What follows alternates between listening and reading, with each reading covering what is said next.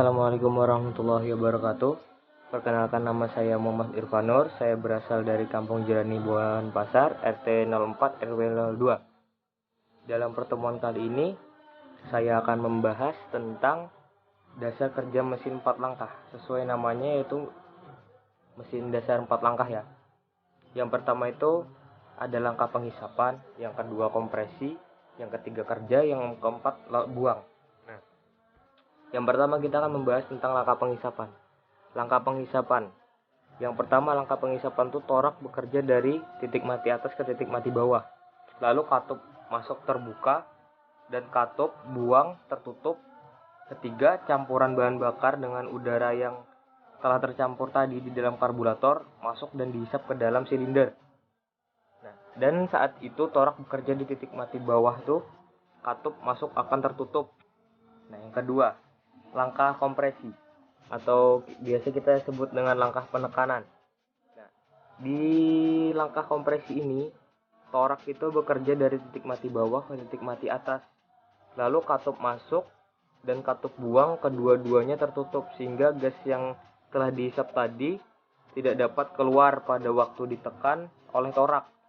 Nah, yang mengakibatkan tekanan gas akan naik sambil mengeluarkan panas. Dan beberapa saat sebelum torak mencapai titik mati atas, busi mengeluarkan percikan bunga api atau yang kayak listrik-listrik itu.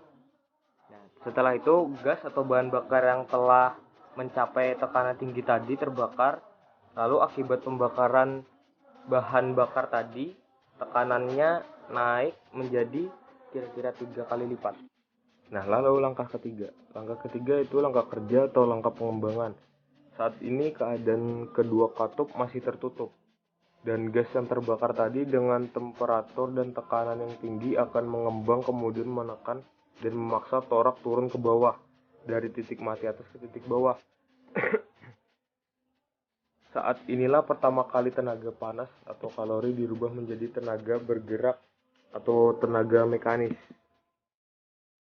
Nah, setelah tenaga panas tadi atau tenaga kalori dirubah menjadi tenaga gerak atau biasa kita sebut tenaga mekanis.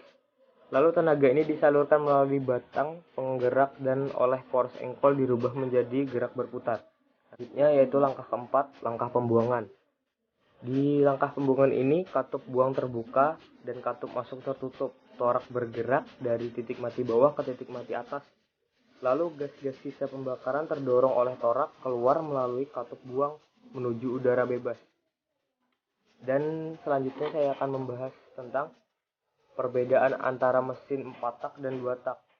Mesin 4 tak yaitu adalah mesin pembakaran yang dalam satu siklus pembakaran terjadi 4 langkah piston, sedangkan kemudian mesin 2 tak. Mesin 2 tak adalah mesin yang dalam siklus pembakaran itu memiliki 2 langkah piston saja. Jadi dapat kita simpulkan perbedaan antara mesin 4 tak dan mesin 2 tak itu dapat kita simpulkan perbedaan mereka yaitu dari cara siklus pembakaran. Oke, itu saja yang dapat saya